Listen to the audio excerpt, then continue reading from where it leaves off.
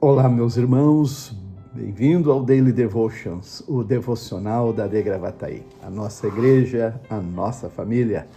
E aqui estamos, Pastor Paulo Pereira, comentando mais este dia da nossa leitura bíblica diária do plano anual de leitura de toda a Bíblia.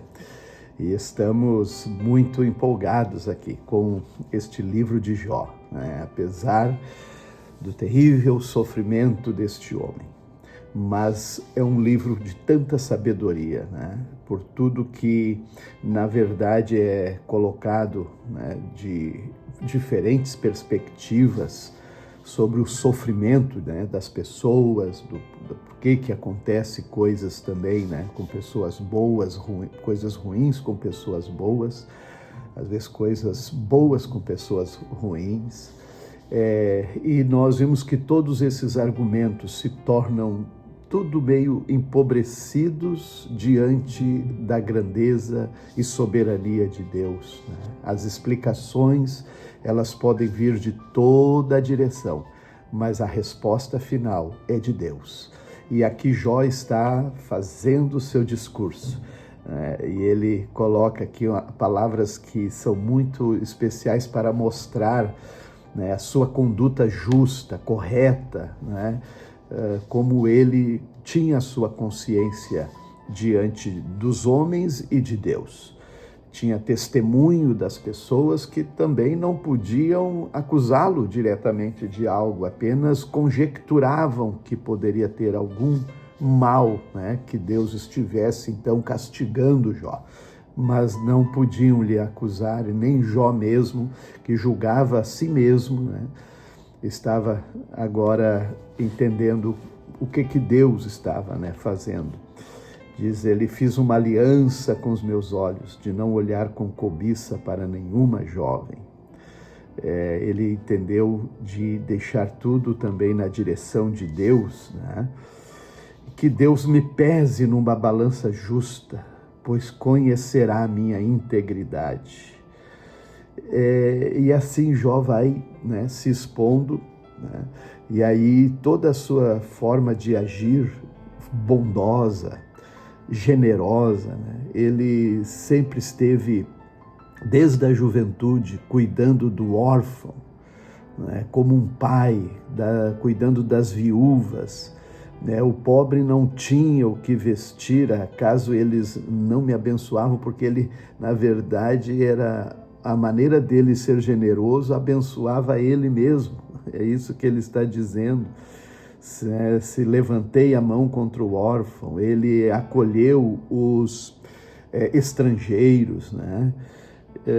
Então ele tinha sempre, aqui, nunca deixei o estrangeiro dormir na rua.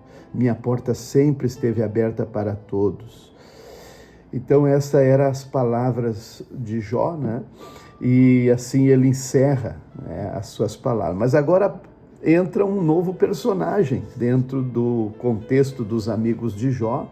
Ele faz, né, Bildade, Zofar, e agora entra o Eliú.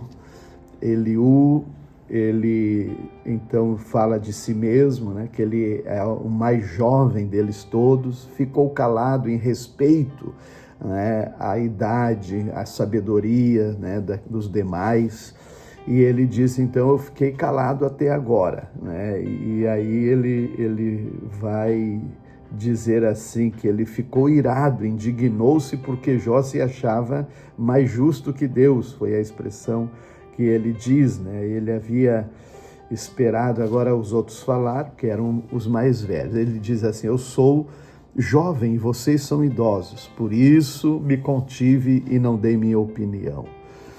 Mas agora me escutem. Agora entra então o Eliú, que diz tomar uma atitude, né, diferente para abordar Jó dentro da sua circunstância, né? Ouvindo seus argumentos atentamente, observando enquanto procuravam palavras. Nenhum de vocês provou que Jó era errado, nem respondeu a seus argumentos. Aí ele disse: se Jó tivesse discutido comigo, eu não teria respondido como vocês. Então, ele agora passa a fazer as suas ponderações, né? Dizendo, você e eu somos iguais diante de Deus, Jó.